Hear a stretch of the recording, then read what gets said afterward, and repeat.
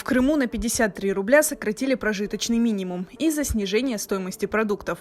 По данным властей, подешевели свежие овощи – помидоры, огурцы, лук, картофель, виноград, куриное мясо и яйца, замороженная рыба.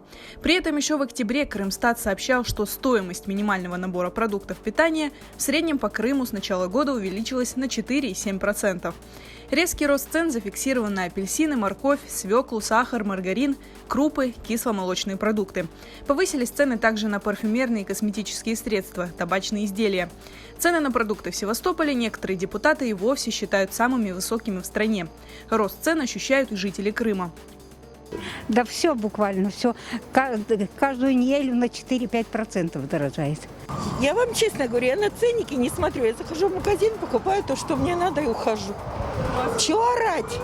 Надо работать, зарабатывать деньги. На овощи и фрукты подорожали.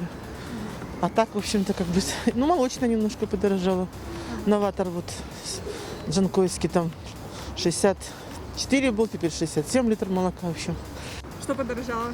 Все Ощутимо? ощутимо. Особенно масло сливочное, мясо и все прочее. В Центробанке рост цен в Крыму объясняют неурожаем и ослаблением рубля. Неблагоприятные погодные условия и сокращение площадей посевов сахарной свеклы и подсолнечника привели к подорожанию этих продуктов.